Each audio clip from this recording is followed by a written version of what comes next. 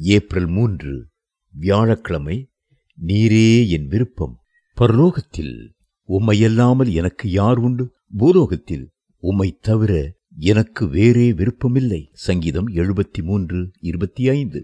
சங்கீதக்காரர் தன்னுடைய விருப்பங்கள் எல்லாவற்றையும் கர்த்தர் பேரில் வைத்தார். பூமியிலும் நீர்தான் என் விருப்பம், பரலோகத்திலும் நீர்தான் என் வாஞ்சை, இம்மையிலும் மறுமையிலும் உம்மோடு கூட இருப்பதே என்னுடைய ஆவல் என்பது எத்தனை மகத்துவமும் மென்மையுமான விருப்பம்! அவருடைய அன்பை ருசித்து பார்த்தவர்களுக்கு அவரை தவிர இம்மையிலும் மறுமையிலும் வேறே விருப்பமும் ஆசையும் வாஞ்சையும் இருக்கவே இருக்காது. உலகமும் அதன் ஆசை இச்சைகளும் ஒழிந்து போகும். உலகத்தின் செல்வங்களும் மேன்மைகளும் அழிந்து போகும். நாசியிலே சுவாசமுள்ள மனுஷன் மேல் நம்முடைய விருப்பங்களை வைப்பதற்கு அவன் எம்மாத்திரம்? உலகத்தின் மேன்மை புல்லைப் போலவும் புல்லின் பூவைப் போலவும் வாடி போகிறது. ஆகவேதான் மரியாள் தன் விருப்பத்தை எல்லாம் தன்னை விட்டு எடுபடாத நல்ல பங்காகிய கிறிஸ்துவின் மேலேயே வைத்தாள்.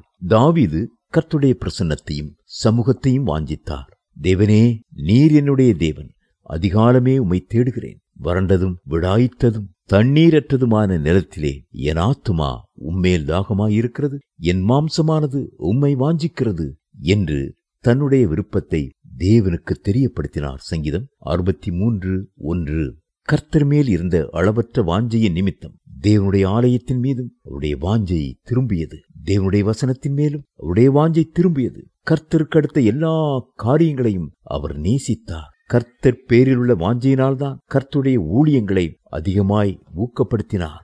என் நெஞ்சமே, நீ கர்த்தரை நோக்கி, தேவரீர் என் ஆண்டவராயிருக்கிறீர், என் செல்வம் உமக்கு வேண்டியதாயிராமல் பூமியில் உள்ள பரிசுத்தவான்களுக்கும் நான் என் முழு பிரியத்தையும் வைத்திருக்கிற மகாத்மாக்களுக்கும் அது வேண்டியதாயிருக்கிறது என்று சொன்னாய். சங்கீதம் 16:2-3. கர்த்தர் மேல் உள்ள பிரியத்தாரும் வாஞ்சையாரும் தாவீது கர்த்தருக்கென்று ஒரு ஆலயத்தை கட்ட வாஞ்சித்தார். அதற்காக திரளான பொன்னையும் வெள்ளியையும் கேதுரு மரங்களையும் சேகரித்தார். நான் கர்த்தருக்கு ஒரு இடத்தையும் யாக்கோபின் வல்லவருக்கு ஒரு வாசஸ்தலத்தையும் காணுமட்டும் என் வீடாகிய கூடாரத்தில் பிரவேசிப்பதுமில்லை, என் படுக்கையாகிய கட்டில் மேல் ஏறுவதும் இல்லை என்று ஆணையிட்டார். சங்கீதம் 132:2-4 வரை.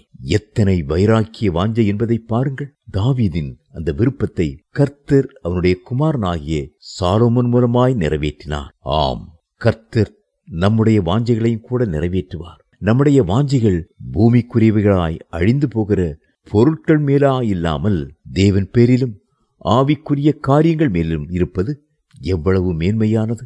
அது நித்தியமான ஆசீர்வாதங்களை நமக்குள் கொண்டு வரும் அல்லவா? உம்முடைய கற்பனைகளை நான் வாஞ்சிக்கிறபடியா என் வாயை ஆவென்று திறந்து அவைகளுக்கு ஏங்குகிறேன். சங்கீதம் 119:131.